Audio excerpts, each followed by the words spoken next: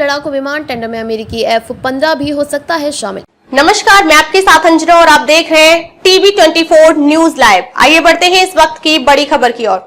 नई दिल्ली। भारतीय वायुसेना अपनी ताकत बढ़ाने के लिए 114 नए मध्यम श्रेणी के लड़ाकू विमान खरीदने की तैयारी कर रही है। वायुसेना अगले 4 से 5 वर्षों में वैश्विक टेंडर के माध्यम से इन विमानों को अपने बेड़े में शामिल करना चाहती है। इस प्रतिस्पर्धा में बोइंग, लॉकहीड मार्टिन, दासो और साप समेत कई बड़ी कंपनियां शामिल हो सकती हैं।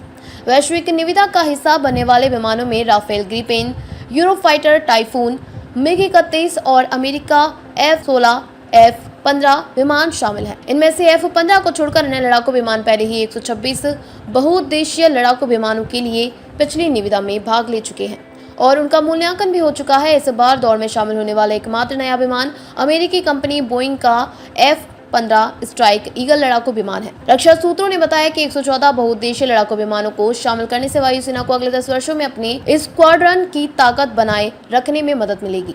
इसके साथ ही मार्क 1A और मार्क 2 सहित हल्के लड़ाकू विमान भी वायुसेना में शामिल किए जाएंगे। रक्षा सचिव राजेश कुमार सिंह की अध्यक्षता वाली उच्च स्तरीय समिति ने हाल ही में रक्षा मंत्री राजनाथ सिंह को अपनी रिपोर्ट सौंपी और वायुसेना को अपनी लड़ाकू क्षमताओं को बढ़ाने में मदद करने के लिए 114 बहुउद्देशीय लड़ाकू विमान प्राप्त करने की जरूरत जताई। सूत्रों ने बताया कि वायुसेना वर्ष 2037 तक लड़ाकू विमानों के 10 स्क्वाड्रनों को रिटायर करेगी। वायुसेना वर्ष 2047 तक 60 लड़ाकू विमान स्क्वाड्रन क्षमता हासिल करना चाहती है। उसका मानना है कि अगले 5 से 10 वर्षों में लड़ाकू विमानों के बेड़े में शामिल होने से 2 मार्चों पर युद्ध से निपटने की क्षमता और बढ़ेगी। उन्होंने कहा कि अगले 10 से 12 वर्षों में वायुसेना के बेड़े जगुआर, मिराज 2000 और MiG-29 बाहर हो जाएंगे। MiG श्रृंखला के पुराने विमानों को चरणबद्ध तरीके से हटाने तथा LCA मार्क 1 और मार्क 1A जैसे नए स्वदेशी विमानों को शामिल करने में देरी के कारण वायुसेना में लड़ाकू विमानों की संख्या में गिरावट देखी जा रही है। वायुसेना केवल 36 राफेल विमानों को ही अपने बेड़े में शामिल कर पाई है,